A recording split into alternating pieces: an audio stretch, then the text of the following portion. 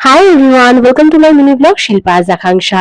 তোমরা জানো যে আমি কদিন আগে রামেশ্বরম মন্দির ঘুরতে গিয়েছিলাম। তাই রামেশ্বরম মন্দিরে একদম কাছেই হোটেল নেওয়া উচিত, কারণ তোমাদের আগের ভিডিওতে বলেছিলাম যে অগ্নি তীর্থমে স্নান করতে হয় সকাল 5টার সময়। তাই হোটেল এমন চুজ করতে হবে যাতে একদম অগ্নি তীর্থমে কাছেই থাকে। আমার হোটেলটা ছিল একদম রামেশ্বরম মন্দির ও অগ্নি তীর্থমের কাছে, হোটেল ফরচুন।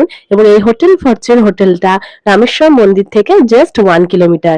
যদিও আমরা সি ফেসিং রুম পাইনি বিকজ অ্যাভেলেবল ছিল না, but if you stay here you would get the breathtaking views of the C.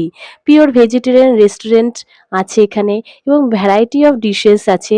Complimentary ব্রেকফাস্টের প্রত্যেকটা ডিশের টেস্ট অসাধারণ ছিল। আমি এটাই বলবো, তোমরা যদি রামেশ্বরম আসো তাহলে অবশ্যই এই হোটেল ফরচুনে থাকতে পারো। আমার তো খুব ভালো লেগেছে। যাই হোক, দেখা হবে নেক্সট কোনো ভ্লগে। Till then tata. আর চ্যানেলটাকে সাবস্ক্রাইব করতে ভুলো না। বাই।